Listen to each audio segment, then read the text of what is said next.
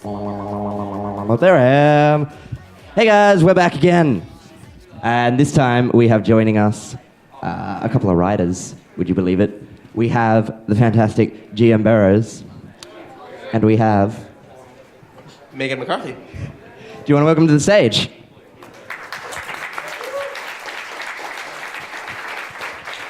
We'll go on the ends. Outside. So guys, how you doing? Yeah, take a seat. You're such a bad gentleman, I didn't even pull out the chair for you. Oh. I just sat in a soaking wet chair. I don't know why it's wet, but it is. Good job, Paul. So we've actually managed to create that as a meme now, that one of the comic writers, or the comic drawers, Paul, has become this year's meme with hashtag good job, Paul. I've heard about the hashtag good job. It's good to know. So, writing. Writing. One of the skills I lack greatly. Did you just not go to English class in year 2, or? Well, year 2 through year 10. No, I was never a very good writer, personally, but the two people joining us right now are indeed very good writers, as you all know. You've seen all of their work. Welcome and good morning, guys. Thank you. Thank you. Hello. So, I saw you guys at the concert for a while last night. We did go to the concert last night. What did you It was think? pretty fun, yeah. Yeah? I thought it was awesome. Yeah, it was cool. Yeah. Did you get a chance to check out the games tonight? I did not, which I'm kind of disappointed I didn't get to do that. Oh, there's a bit of an argument now. They reckon that the games night was had a big crowd and a larger cheer than the concert. So we're a little bit disconjointed on that side. I did pack my Pokemon deck. Oh, so very nice. If anybody wants to challenge me later. What kind of deck is it? She's not even kidding. Yeah, it's right here. Oh, I gotta I'm take a no look joke. at this. Does anyone have a Pokemon deck? I actually might. No. Yeah. Megan, you're the only one that plays. This one right here. Ooh. Oh, XY. It's, I believe it's a fairy deck and I forget what the other one is. I have a few of them, so. I think following this, we have to ask like the ever important question. Then, who is your favorite Pokemon? You know what? I'm kind of new to it, so I don't have a favorite one. I have 2 kids, and my son got a couple like little figures, and I was like, oh, that'll go great with your whatever figure, and he was like, Chespin. God, Mom. Like I was just like, okay, I will learn all of the names of them now. There's only 9 million of them for me to master in the next few. You should know them all. I should know them all. You gotta know them all before you catch them all. There you go. That's Yeah. it. I mean, if you don't have your strategy down, they'll just run all over you, and that's Yeah. it. Those Pokemon competitions get fierce. They do. They do in my house. So, we should probably actually talk about our subject Yeah, matter at some okay. point. So, you have, Meghan, you've been writing for the show for quite a while now, and GM Berrows, you've started writing for the show, is that correct? That is correct. So, having 2 very different opinions here, someone who's really new to it and someone who's been in it for quite a while, is there infighting for who gets to write what episode? No. I mean, like at the beginning of the season, we do these big summits where everybody is supposed to come in with, 5 to 7 what are called springboards, and some of them people have a little bit more fleshed out than other ones. Some of them will be just like, Rarity, make something. And then other ones will have a lot more to it. But once we kind of throw them up all on the board, on this big whiteboard, and kind of figure out which ones feel like legit stories, they just kind of get assigned out. So sometimes there will be one that the writer came in with. They'll get assigned that premise to write up. And sometimes it won't work out that way, just because we're on a schedule, on deadlines, and a writer may not be available. Like, we'll get a premise approved that someone wrote, but they're already working on another script, and we just have to keep the train moving. Keep the ball rolling. So yeah, that maybe they're fighting in the background. They're just not telling me about it. There was a fight once. Ooh. No, I'm kidding. Ah. It's yeah. There will be now. Yeah. Yeah, it's cool. I mean, I'm happy to get anything, so yeah. So it's pretty obvious that this writing job is not your standard 9 till 5, coffee in the morning, lunch break at 1 o'clock kind of job. What is, per se, a typical working day for you guys? I'd say about 8 or 9 hours of looking on the internet.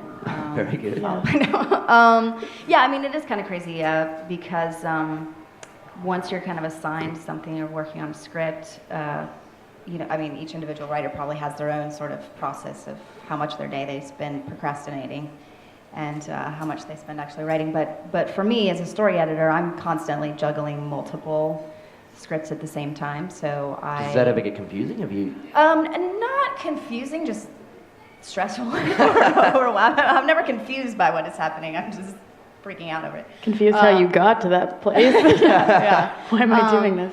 But yeah, so we'll have we'll have a bunch of premises, and those will go in, and then I'll have an outline come in, and a script come in, and a first draft is something, and a second draft is something else, and a polish is something else, and it's just a constant every day. And then once the animation stuff starts coming in too, there'll be animatics to watch, or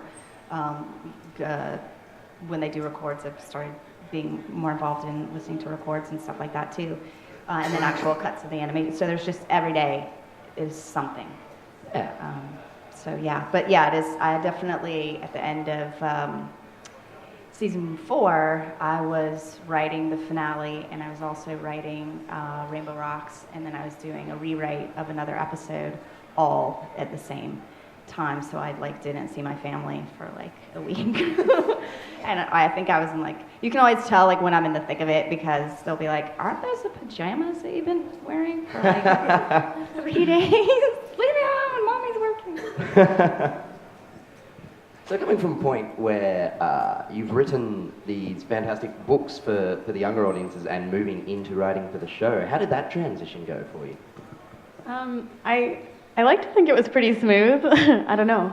You can ask her. But yeah, I'm still doing the books too. So it is actually kind of strange to switch back and forth sometimes, because they're very different writing styles. And in the books, I get to write a lot more about background things, and I can make them go anywhere I want, and I don't have to worry about board artists being like, we can't do that. So it is different, but it's very enjoyable, because actually getting to write a script and having, knowing that it's going to be recorded and those voices are actually going to say those words is very satisfying. And I've had to think a lot more about the dialogue and actually an actor trying to read that and how that's going to sound versus in a book. So I think it was a pretty smooth transition. Still getting used to it though. Yeah, was it an exciting moment when they asked you to write for the show? Well, yeah, it was actually Meghan, and I think I got her email, and I did one of those dances around my room for probably an hour or so. I was like, yeah, ponies. So, yeah, of course it was exciting. I actually have a question, sort of carrying on with that though, because you mentioned before that there is a difference when writing the books for the show, obviously, and that had me think how much do you get more creative control, I guess, during the books than you would with the show, because you're still sort of creating your thing, or is it still, are you giving guidelines when it's all right, I'm going to write this book, here's some things you need to be wary of? Well, it's kind of a mixture. I do definitely get more freedom in the books just because it's me by myself doing it, and I have editors and I have people approving it just like the show, and they are the same people that read the episodes, so they know that it has to match up. But by the nature of it, it is more creative control, just because it's not like I'm working with Meghan to work out the story, it's just me. So yeah. So it's an interesting thought, and I believe this question has been asked before of you guys at cons about the actual show, but I'd be curious to see how it relates to the books as well. The Bronie fandom has taken all of those minute characters that have been sitting in the background that one of the animators thought was a good color mix, and they've designed entire worlds about them. Have you ever been have you ever had trouble writing a script thinking, what would the Bronies think of this background character? I was talking about this earlier, that the very first think Comic-Con that we did, someone in the audience asked Kathy if she would be interested in voicing, I want to say it was like Lyra or Bon or something, voicing a character. And she had no idea who they were talking about because it wasn't, in the script itself, we don't say Lyra stands in the background next to Bon. We can't describe all that. The scripts would be like 9,000 pages long. That's just decisions that are made when they're populating the scene. So it was kind of funny because I think it came as a surprise that we didn't know what someone was talking about. But now I think we're much more familiar with that, and I'm fairly certain that it's been announced, so it's not a spoiler, but we're doing an episode that focuses on the whole episode is not the main six. I'm so happy. And it's really fun. Was that quite a struggle to write for? Did you have to do a lot of research on what Bronie's thought, or have you sort of decided to take it on your own? No, because I mean, a lot of stuff has kind of been established. Some of the background stuff has started to sort of take off a little bit within the show. Certain relationships or certain things that people do or things like that. So it wasn't too, we had a sense of the types of personalities that we wanted characters to have, and some of them are, dictated by their names, Doctor Who's. So yeah, Star Time Turner, yeah. So those were sort of things that we knew what we were going to do. It was really more the figuring out the story that we were going to tell, because we wanted to cram in as many as we could, which, we already have a show with a lot of characters. So trying to figure out how to include the gazillion other characters we have. But that's really kind of a fun thing about the show, is that it feels like a world. That it does feel like that it's populated by lots of different characters that have their own lives, which is kind of what this explores a little bit. I like to add in the background characters into my books because it's one of the only places where they can have like little side lines and stuff. I had one scene in my Rainbow Dash book where they're all in a book club, a Daring Do book club, and I gave a bunch of speaking roles to background characters because I thought that would be fun, and I just knew that wouldn't really happen in the show because of voice actor casting and stuff like that. Time constraints, yeah. So, I try to add them in because I think it's like a fun little Easter egg to just have, and it really doesn't affect it too much, other than it's like, oh, hey, look at that character. I know. Yeah. Then, I guess, in terms of this now that you're going to be including this background character thing, because you mentioned before that you have like a general pulse of like perhaps what the characters might be expected to behave like. Does this also include going back and, I guess, reading some of the books that have been published, or the comic, perhaps? Like, are you also going to be dragging from there for the inspiration for these characters as well? Not really. I mean, the comics and the books are separate from the show. So we get asked a lot about whether things are canon or things like that, and it's kind of, if it hasn't been in the show is its own thing. It doesn't mean that it could never be in the show. It's just that just because it happened in the comic doesn't mean that it happened. Unless you watch it happen on the show or have it specifically mentioned, we consider it separate. And part of it too is the comics have an opportunity to tell some very different types of stories than we're able to do, and that's to me, that's part of the fun, is that you can do that and not have to worry like, oh, I want to tell this interesting story of this relationship or explore this dynamic. Oh, I can't because it'll impact something on the show. It gives you a bigger range of storytelling, which I think is cool. Is there a lot of restrictions given to you by, per se, Hasbro or anything when it comes to the writing? Not really. I mean, they're already all nude, so.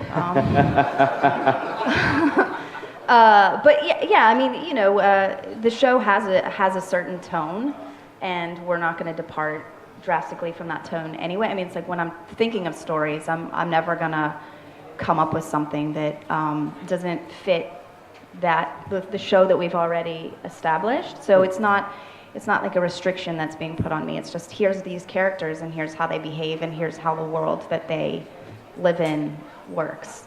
And it's not really, I'm not interested in telling a different, you know what I mean? I'm not like, gosh, I wish they could curse. Yeah, that's not something that I'm, if that was the kind of stuff that I wanted to do, I would write something else. Okay. All right.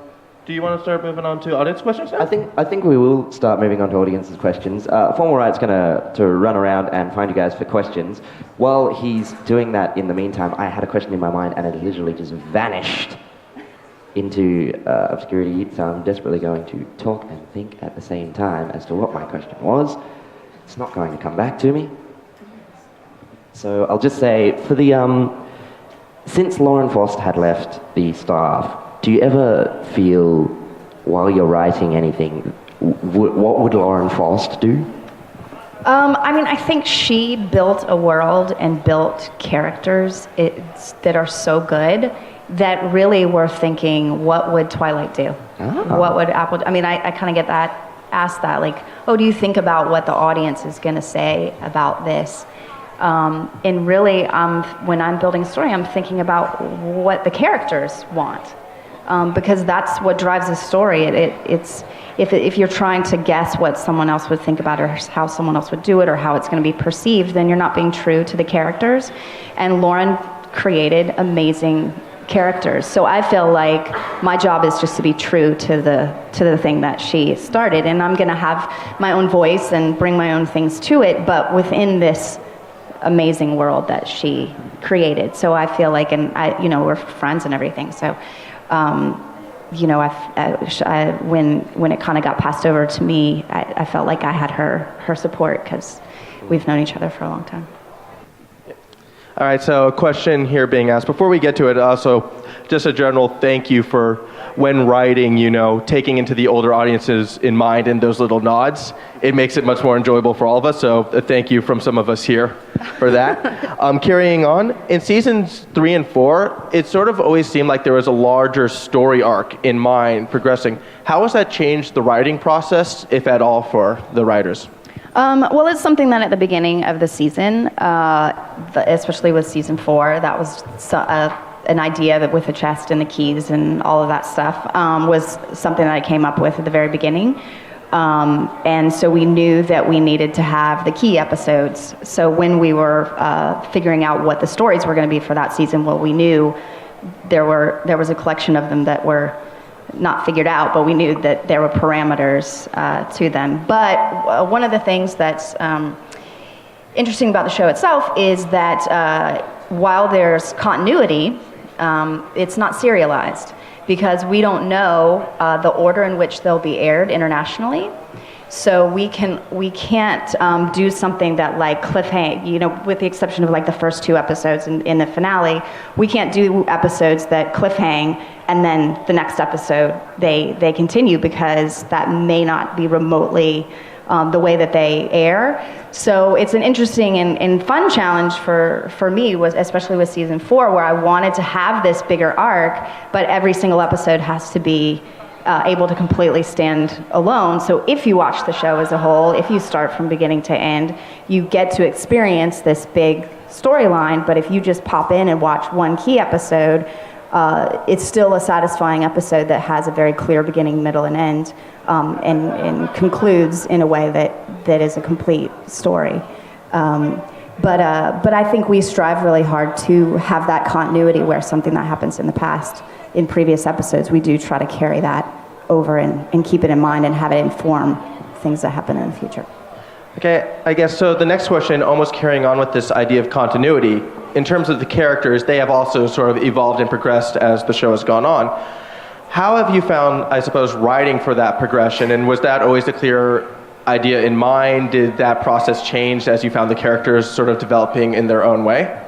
Yeah, I mean, to some extent it's been a clear, like Twilight's sort of trajectory and having one has kind of been, early on we kind of knew that was going to happen. But as you come up with new story ideas, it does start to, you can't be held completely to like it was going to be this and nothing else. We can never change that. So yeah, certainly things have gone in different directions, or just changed as the show has gone and as we've made sort of discoveries in the room that impact how we tell the stories. Okay. Oh, all right. So the next question is, it's been sort of like an understanding that you don't reference the older generations of the show as much as possible. Then, however, season 4, we got Tirek. What was the decision process behind bringing him in? Is this a sign of future things to come with more references, or was this a special one-off sort of deal? A very awesome scene, Do you mean a reference to a previous generation of MLP, or? Yes. Okay. That was. I'm trying. It's so long ago. I'm trying to think how exactly it all completely evolved. I mean, I knew I wanted to have a pretty intense villain, and we were kind of looking back at what had been done in the past, and sort of found him, and was like, I guess it's pretty creepy. But then kind of tried to figure out how does he fit into the world that this kind of new version of the world that we've built. But yes, actually, now that I'm thinking about it, references to some older generation stuff is coming down. I think you should bring back Meghan the human. I know that, yeah. The blonde girl that hangs out with all the ponies, named Meghan. It's a conspiracy. You ready to go? Yep. Okay, this another question kind of goes, in reference to like the fact how there are these story arcs now that have been progressing with a lot of the main characters, will we also see that with some of the more popular side characters such as Spike in the future? Yeah, I mean, I think that's definitely a possibility because as characters change and grow, their friends and other characters get impacted by that. So that's a definite possibility. I know there's a question that I've always wondered, which you may or may not be able to answer, but it's always been in the back of my mind. In your eyes, how sort of what would be the age bracket of let's say our main 6? Lauren has always said that they're sort of late teens, early 20s is kind of what her original, because they do have jobs. They're clearly out of school, but that's kind of the area. And since the show is built around them learning lessons, it's like emotionally they're probably kind of a little bit younger. Yeah. But that's kind of the age that she's always sort of said. Okay. I have no idea where Formal's gone. There he is. Right in front of you. So this is more for both of you. Is there anything the two of you tend to do, like any premeditative steps you take before you begin writing out a long session? Like, what is your prep work? Prep work for a writing session? Yes. Do you mean like getting coffee ready and and sitting there and staring at the internet for hours? Yeah. I mean, it's kind of like she said. I have to really hype myself up to do it, and just because a blank page is kind of scary, and you can stare at it for a while and just be like, I need to research something, and then you'll get really distracted. So I just try to hype myself up and say, get something down on the page, because you can always change it later. But if you don't write anything, you're not going to have anything to turn in, and that's terrifying. So I guess I just have to scare myself into it and get coffee. That's my stuff. Seems to have similarities to all those high school assignments. Yeah. And if I get out of my pajamas, that's a good day too. So, yeah. I have to get the angry email that says, "Isn't this due?" That also works. And that gets your butt in the chair. But I also have I'll put headphones in, and I have a website that I go to that's white noise, and it's just. I like the crackling fire one. Oh, yes, there's a crackling fire one. And then there's one that's rain, and it's just this, it's really good at like making you focus. It really kind of takes everything out. But yeah, I can find myself finding a lot of other things that need to get done around the house before I actually sit down. That's actually something that I find quite interesting. Do you ever find you need to put yourself in a certain soundscape to imagine a scene, per se? A scene in the rain, would you specifically listen to rain, or a scene in a field? Would you ever try to imagine what the field sounds like?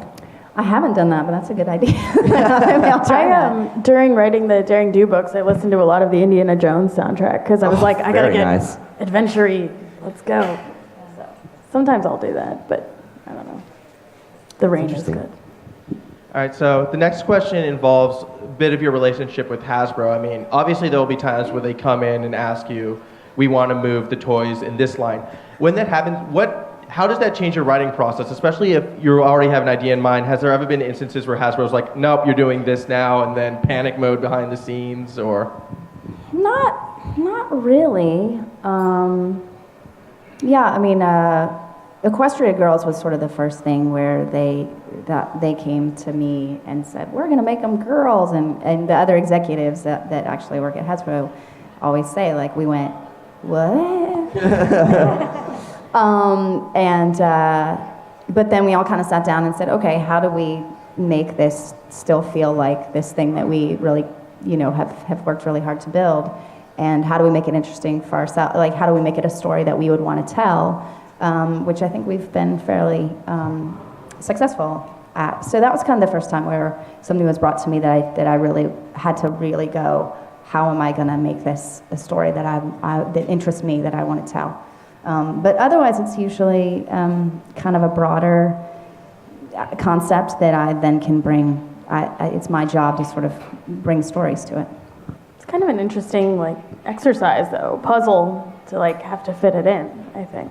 Yeah, it's kind of it's a challenge that it's a fun challenge.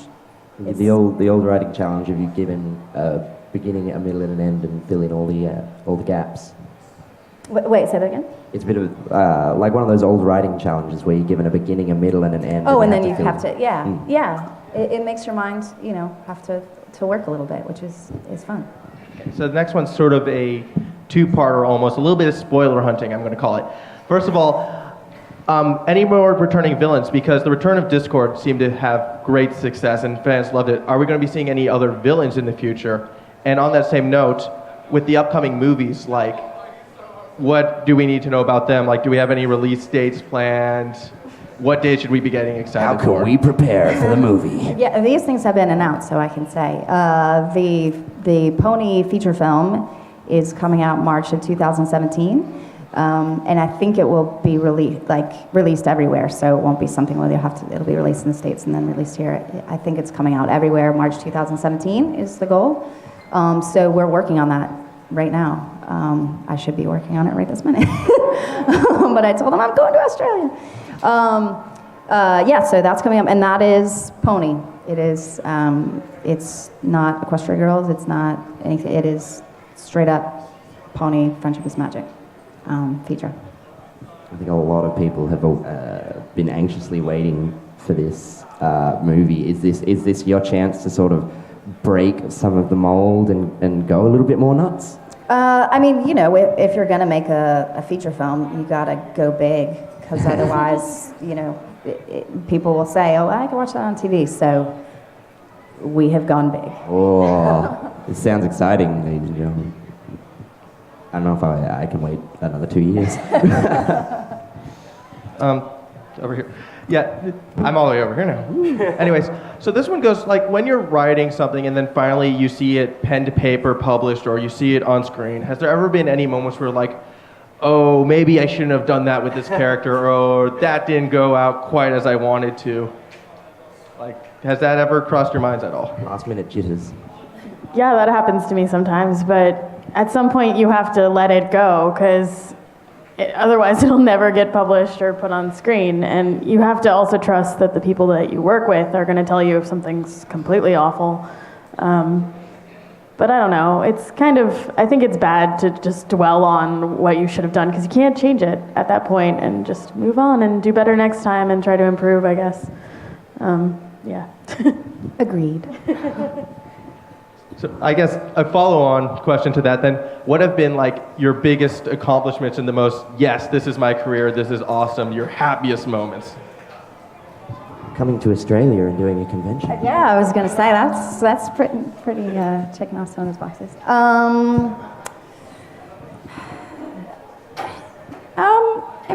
Within the show, I felt really good about how season 4 turned out, and because I had this sort of bigger arc that I wanted to do, and when I started, I wasn't sure if I would actually pull it off, and so I felt I felt really good about how that turned out, and so that was a big highlight for sure.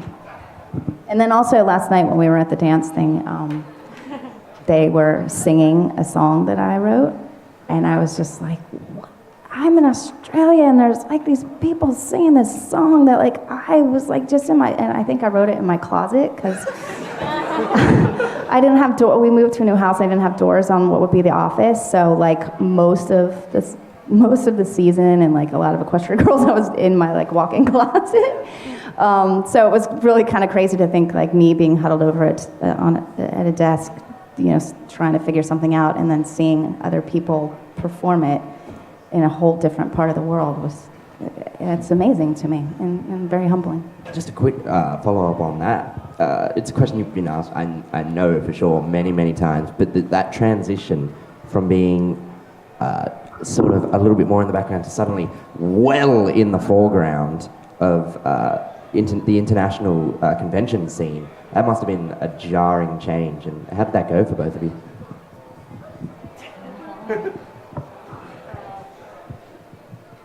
Yeah, I mean, it is surreal to, I mean, I have written a bunch of books. I was a ghostwriter for many, well, not many, but a few years before I started this, and no one ever read anything I did or cared or even knew that I wrote it. I mean, some people read it, obviously, because it was for sale and everything, but it was strange to be writing this, you know, licensed kids book and have a bunch of, you know, fans of all ages all over the world asking me about it and analyzing every sentence. That was very strange for me. But exciting, too, to know that I had a voice and that people were listening to it. And that was very empowering. And I still can't believe that this is what it is. And, you know, the other question I didn't get to answer is when I was very excited about this is my career is I get letters sometimes from kids all over the world, actually, that have started reading because they like the ponies and they don't like to read normally, but it's helped them be, you know, less intimidated by books, which I think is just the greatest thing I can ever hope for. So that is my number one thing, and then also that moment when I was dancing around my room after I got Meghan's email. So yeah. Conventions are amazing, though. Yeah, I remember the very first event that we did, where the VAs all came into Los Angeles, and we did a screening of an existing episode, and then we did a reading where we had all the voice actors reading from the script, and then we called somebody from the audience to play Rarity because Tabitha wasn't there. But Hasbro had hired security for the event, and so there were these like big, huge security guards, and they're like, why are we here? Like, why are we here? Like, why do they need security for like this kid's cartoon and shit? Like, what's going on? And then we went to a signing afterwards, and as the voice actors were going to get in their car, like a huge crowd of people like kind of rushed around them, and they were like the Beatles or something. And the security guards were like, "Oh my God, we gotta like deal with this situation." And I just remember that moment. I was just like, what is happening? And the security guard was like, I'm going to escort you to your car. And I was like, okay. And I'm like parked around the corner, and I have like a really like crappy car.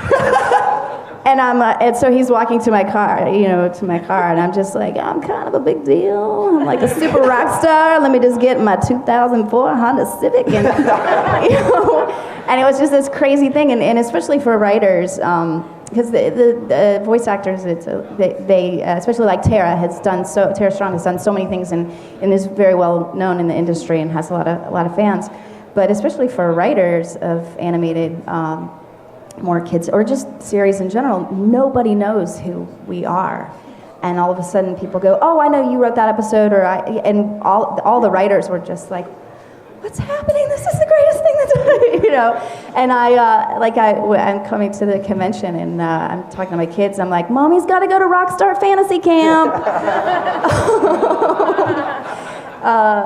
So it's just to know that we work really hard, and it's a lot of hours, and it is time away from my family. So to know that what we're doing means something, it's meaningful. It's not just like, oh, this is cool, whatever.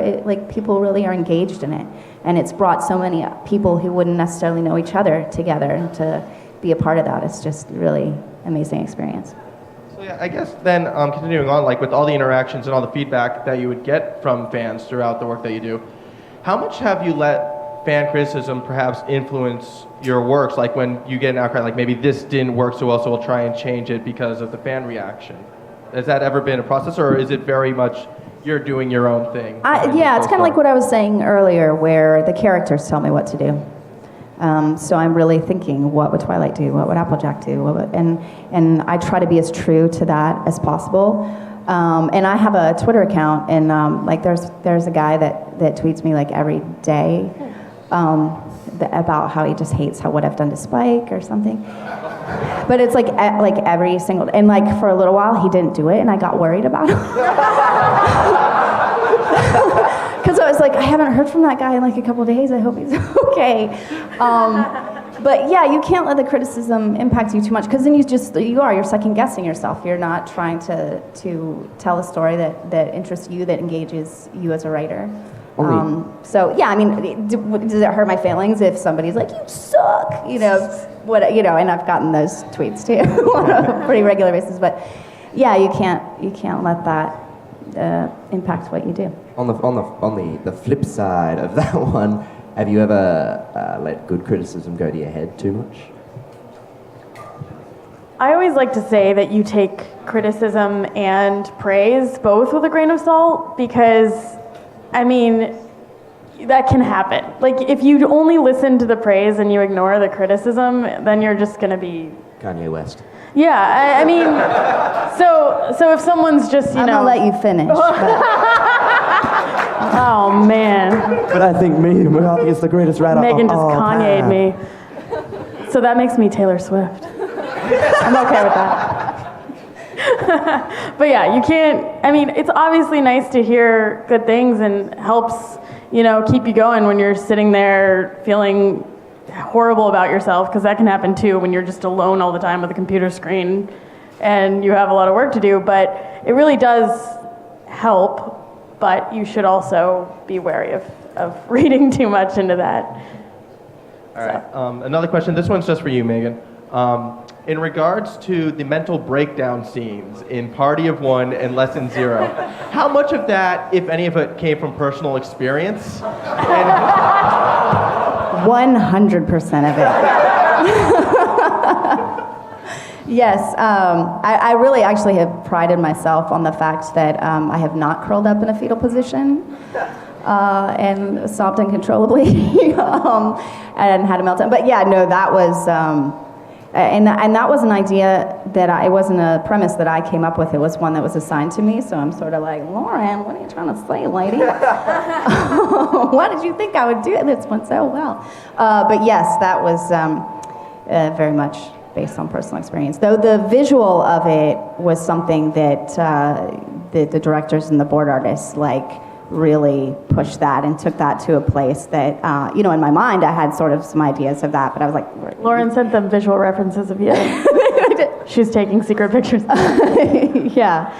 So they definitely pushed that. And in Party of One, I mean, I remember sitting and writing that scene and just being like, they're never going to let this happen. This is not ever going to make it to air. And then it just kept going through, and then it aired. And I was like, oh, okay, I guess they can talk to lint and rocks. And Just a quick side question, traveling a little bit off topic, but there's a huge fan fiction base in My Little Pony. Have you ever taken the time to perhaps peruse across some of those? We can't. Oh, We're not really? allowed to. So in 20 years, when the show's not on anymore, I'll go back and read it. But I'm not, I can't, because I wouldn't ever want it to influence, I don't want an idea to get in my head, and then 6 months from now, I write an episode that I'm like, this totally just popped into my head. Because you won't remember that's not, you know what I mean? Ideas come out of nowhere all the time. So I would never want to end up stealing, which is what it would be, because I would know that if somebody took an idea that I had and didn't credit me for it as a writer, that would be devastating. So I don't read it, and I can't read it, which I've heard there's some cool stuff. So I'm aware of some of them, but I think I'm aware of the ones that we could never, ever, ever do. Please never get inspired by some of those. But yeah, so I think I'm aware of some of those, but it would never influence the show anyway. Same. I mean, I wouldn't want to take something, especially since I'm writing prose. It would be quite obvious if I had realized that, you know. But again, someday, maybe, maybe if I haven't had enough pony by then, I will read them. But the fact that so many people are writing fan fiction is really great, because it just says that the show speaks to people and makes them want to be creative and tell their own stories. So I'm glad that is a phenomenon for sure. All right, another question for Meghan. How much do you enjoy leading fans on with hints and spoilers on Twitter? Probably more than I should. Yeah, it's kind of fun. I mean, it's fun. Twitter's just a weird thing. I guess I'm kind of an old lady. So like Tara Strong was the first person that was like, you should get Twitter. And I was like, what is Twitter? And we were at lunch, and I didn't know there was a setting that would tell you, like it would send you an email every time somebody followed you, and I didn't know to turn that off. And it was Tara, so Tara tweets like, Meghan just joined Twitter. She has like 80,000, like I think it's 100-something thousand now, but at the time, you know, it was like 80,000. So we're like sitting at lunch, and my phone's like, bing, bing, bing. And I was like, what's happening? And I looked, and there was, 500 emails of, so-and-so followed you on Twitter. But I think it's fun, and like when we've had the season premiere, when we were watching the episodes with the fans and be able to like comment and go back and forth, it's fun. I mean, that's just like not an experience that you can normally have, and it just sort of makes it feel like you're all in this together kind of thing. But yeah, it's kind of fun to tease sometimes. I don't really tease because like I don't want to get in trouble for saying anything that isn't approved to be teased, so I leave it all to them. But one time I remember recently I answered someone's question, and I knew it had already been announced, so I just replied, and then I saw I got some alert that there was an Equestria Daily article about what I had revealed, and I was like, oh no. I was like, I'm gonna get in so much trouble for that. I really thought it was out, but it was out. They just were like, oh. I'd like to think it was followed up by a panicked call at 2 a.m. to you, Meghan, going, no, I didn't. Well, early on, I had done a podcast, and I had talked about how many episodes there were in season 3, and I didn't know that hadn't been announced. And so when the podcast came out, I sent out a tweet that was like, listen to my podcast. And then got all these things were like, oh, so it's only 13 episodes? And I was like, yeah, whatever. And then I realized like, oh, they haven't said that it's, oh my God. And I really did, like, I had a panicked call to, like, one of the executives to be like, am I fired? I just started. What am I doing? What's happening? And they're like, just chill out. Like, lesson 0, a little less of that, please. Surprised they weren't like, yes, let's take that emotion, write it down. Yeah, really, use that. Another question involving writing. Has there ever been any sort of themes or topics that you found harder to write than others for either the show or in your books? I'm going to leave you guys there to do that yourself for a second, because I'm going to go fix that. Or maybe a setting or a particular character that has been more difficult to write about or write for? I mean, with the books, I had to write each character had their own book, so I tried to do it, like, even the narration sort of in their style. So that was a challenge, but I set that for myself because I thought it would be cool if, like, the Pinkie Pie book had a lot of exclamation points in the descriptions and weird words, and the Rarity book was very, like, posh sounding. So I did struggle a little bit on the Applejack one, just because when I was making everything very Southern kind of sounding, even in the prose narration, I felt really like it felt over the top, but then again, she's kind of like that, so that was sort of a challenge. But Applejack's just a little harder to write sometimes. Yeah, that's why I always say that she's kind of the hardest character, because she's the most even keel. So it's harder to find things to make her get worked up and create conflicts that she would really struggle to overcome, because she's pretty much like, it's fine, y'all, we'll take care of it.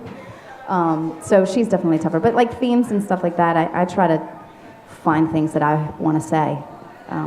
And that it can be hard to say them, but they're usually things that mean something to me.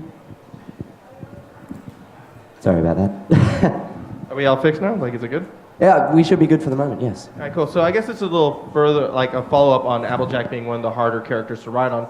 Is it because she's maybe more regional and more identifiable with maybe a different market than perhaps what the rest of the characters are trying to identify with? Not for me, because I actually am from the South. Oh. So I totally relate to her.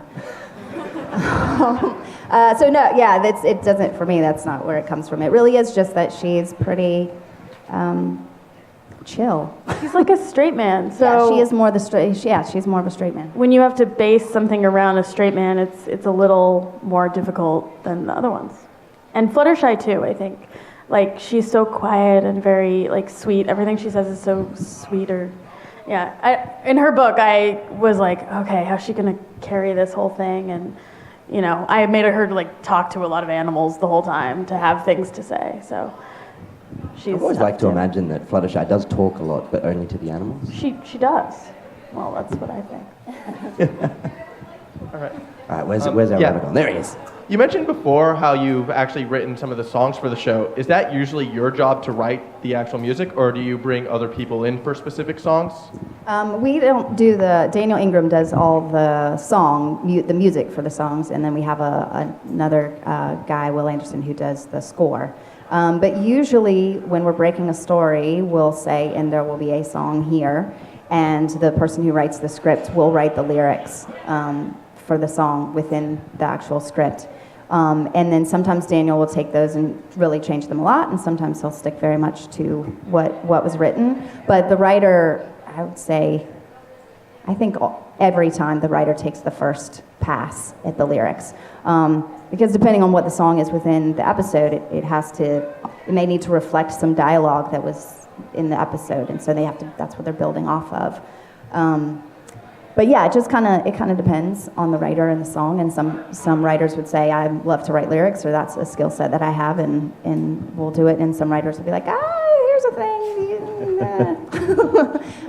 which is fine too. But Daniel always just takes it to the next level. Do you ever get to sit down with Daniel and say, look, here's my idea, and do you ever get to back and forth between them? I have a little bit, but the individual writers, for the most part, Is he truly do as not.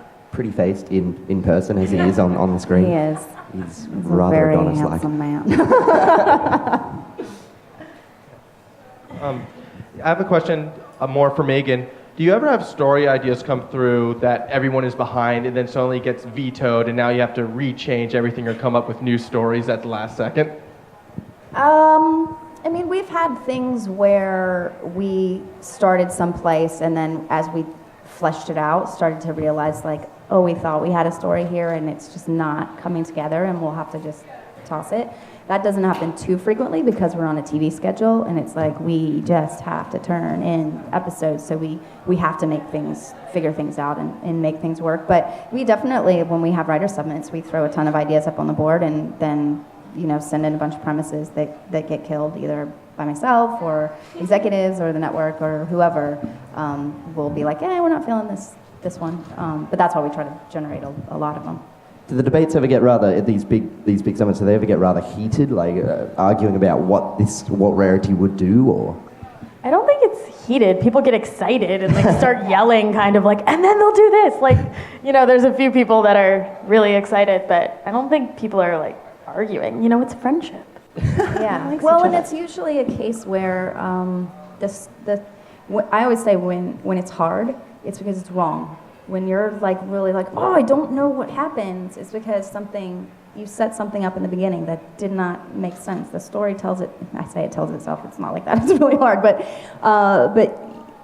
there's not like a big debate or like, no, I think it should be this way. I think it should be this way, because it usually is what it's supposed to be. Well, also at that point, it's just like brainstorming. So it's kind of pointless, I think, to argue too much about little details unless it's something that's actually already happened and it's important to note and say, wait, there's something that actually really conflicts with that. But no one's going to argue with each other. They'll just be like, oh, okay.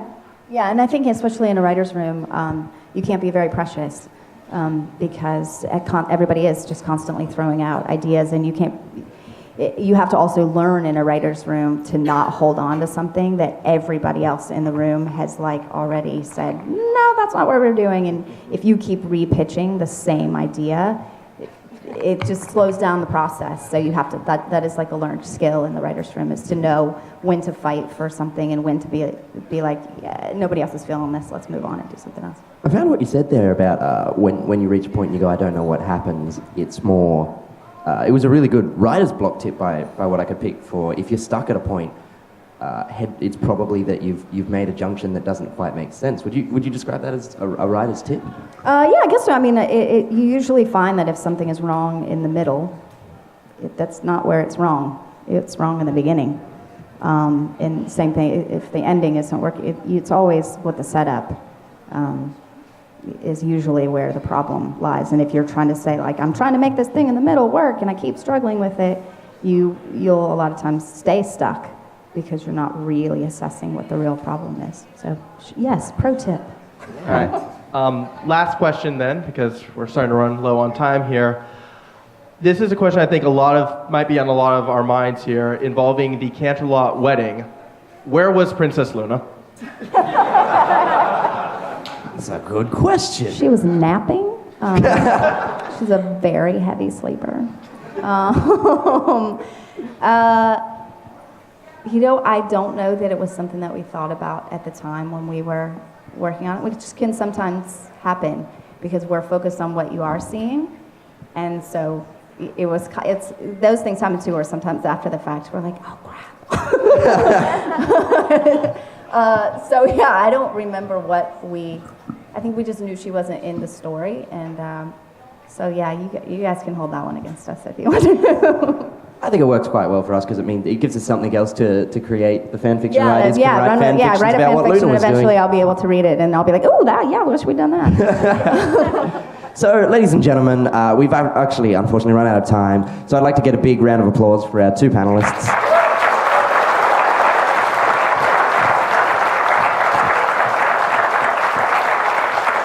Feel free to hang around for the next panel. I can't remember what it is off the top of my head, but I'm sure it's exciting. What was that, sorry? Plushy panel, being hosted by our former Riot himself, actually. So, guys, yeah, enjoy yourselves, and we're going to go because my bottom is soaking wet from this chair.